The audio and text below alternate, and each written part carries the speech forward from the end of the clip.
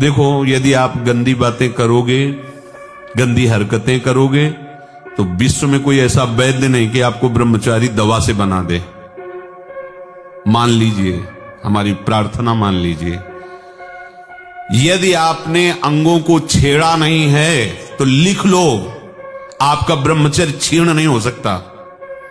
मानसिक चिंतन गंदा, प्रक्रियाएं आपकी गंदी, खान पान आपका ठीक नहीं, तो एक रोक के आप देखते जाना, आपको भजन में रुचि क्या हो, शरीर को नहीं संभाल पाओगे। जहां कहीं कोई गुंजाइश नहीं, जैसे अग्नि के ऊपर चला जाए तो कैसे चला जाएगा, एकदम पैर ऐसे ये अवस्था किशोर अवस्था है। ब्रह्मचर्य पूर्ण जो है, उछलता हुआ जीवन, तेज, कैसा भी कोई हो, किशोर अवस्था बड़ी सुंदर अवस्था होती है, प्रकाश आता है कि ब्रह्मचर्य जो होता है एकदम उफान मारता है, जैसे सांप को छेड़ दो फुसकार करे, ऐसे होता है ब्रह्मचारी। जरा सा उनके अपमान की वृत्ति कर दी ना परशुराम जी के पिता, काट के फेंक दिया। 21 बार क्षत्रियों को विश्व के क्षत्रियों को, उनका ब्रह्मचर्य ही तो था।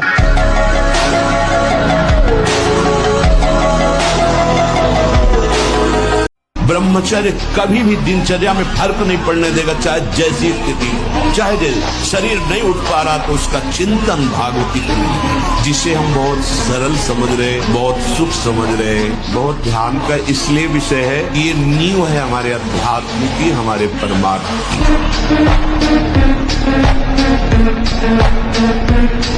ब्रह्मचर्य पालन करने वाले को इमली नहीं खानी चाहिए, किसी भी तरह की खटाई नहीं खानी चाहिए, अधिक तेल का प्रयोग नहीं होना चाहिए, लाल मिर्च नहीं होनी चाहिए, कोई भी गरम मसाला नहीं होना चाहिए। अरे बहुत बड़ा व्रत है ब्रह्मचर्य। जितना ब्रह्मचर्य क्षीण होता जाएगा उतनी आपको अधिक सर्दी लगेगी, अधिक गर्मी लगेगी, चिड़चिड़ा स्वभाव हो जाएगा, कुछ कार्य करने का मन नहीं, पड़े रहने का मन रहेगा, आपके अंग प्रत्यंग ये प्रमादी हो जाएंगे, इंद्रियां प्रमादी हो जाएंगी। ब्रह्मचर्य में एक अलौकिक तेज रहता है, हर इंद्रिय, चेष्टा, हर क्रिया जो भागवती व्यवहारिक, उसमें एक नवीन उत्साह बना रहता है। इसलिए परमार्थ के व्यवहार के जो भी कार्य करने हैं, हमें जो पावर चाहिए वो ब्रह्मचर्य से।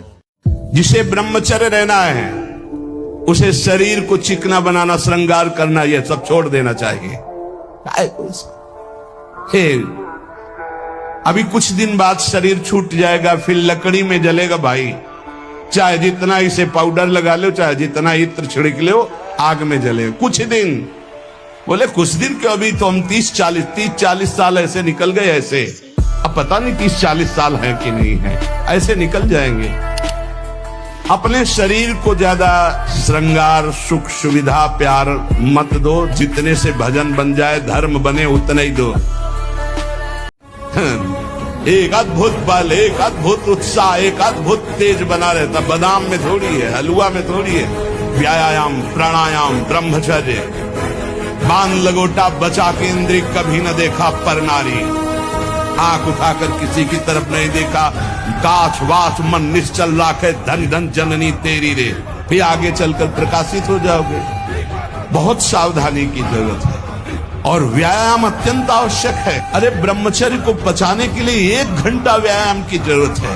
दवा कोई वर्जिश से बेहतर नहीं, नुस्खा है कम खर्च, बालानसेन शक्ति बढ़े, फुर्ती लहे, चोट न अधिक पिलाए, अन्न पचे चंगा रहे, कसरत सदा पाए। कम से कम 1500 दंड बैठक मारियो, फिर 2-4-6 घंटे पद्मासन सिद्धासन में नस नाड़ी एकदम शुद्ध है, तब वो ब्रह्मचर्य लगना चाहिए कि ब्रह्मचारी जा रहा है।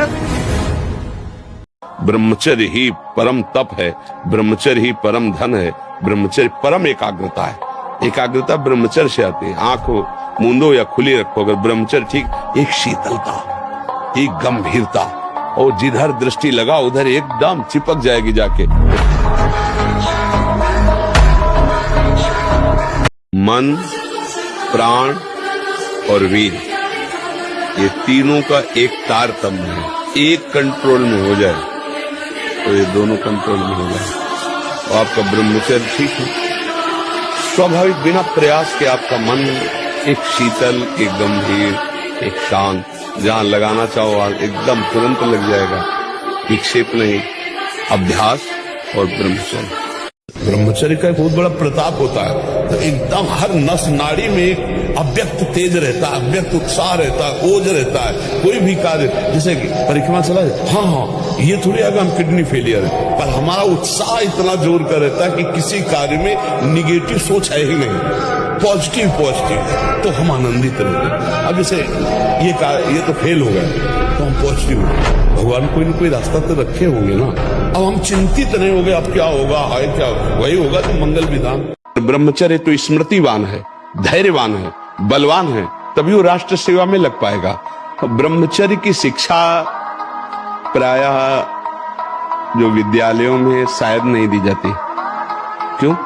हमें लगता है ना विद्यालयों में ब्रह्मचर्य की तो शिक्षा नहीं दी जाती, और एक शिक्षा जुड़ गई है कि आप ब्रह्मचर्य छीण करें तो कोई हानि नहीं है, ऐसा डॉक्टर बताते हैं और ऐसा उनको उपदेश मिलता है। प्रायः ऐसा जो उत्साह बढ़ाने वाले लोग हैं वो भी कहने लगे, सर्वनाश कर दिया बच्चों का। आप जिन क्रियाओं से अपने ब्रह्मचर्य का नाश करते हैं, उसी ब्रह्मचर्य से संतान उत्पन्न होती है। तो उसमें परमाणु है ना, वही जीवाणु है ना, जो आप बहुत ही बुरी तरह से उसका नाश कर रहे हैं, तो आप पापाचरण कर रहे हैं। आप ऐसा न समझे कि आपके द्वारा एक क्रिया हो रही तो केवल शरीर की ही हानि हो रही, आपका सर्वस्व नाश हो रहा है, अंतःकरण मलिन हो रहा है, गलत संस्कार पुष्ट हो रहे हैं और पाप का ढेर जमा हो रहा है। सावधान हो जाओ। यदि क्षंतो ब्रह्मचर्यम चरन, ब्रह्मचर्य बहुत बहुत आवश्यक है, सबके लिए आवश्यक है, स्त्री पुरुष सबके लिए आवश्यक है। आप उसको केवल भगवत प्राप्ति से ही मत समझिए। अरे जीना है तो ब्रह्मचर्य की आवश्यकता है, स्वस्थता की आवश्यकता है, प्रसन्नता की आवश्यकता नहीं। मरा हुआ जीवन, रोज सुबह शाम निकल रही, रोज जीवन जा रहा है, किस काम का जीवन? गया, गई रात्रि, गई दिन, गया समय जा रहा है। तुम्हारा उद्देश्य क्या है? तुम्हारे हाथ क्या लग रहा है? क्या प्राप्त कर रहे हो?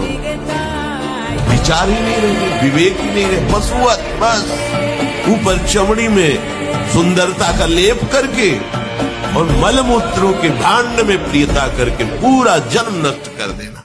हमें कोई गाली दे रहा है, हम सह जाएंगे, चोट पहुंचाने का तात्पर्य का भाव तो, लेकिन कोई हमारे धर्म पर, फिर हम नहीं सहेंगे।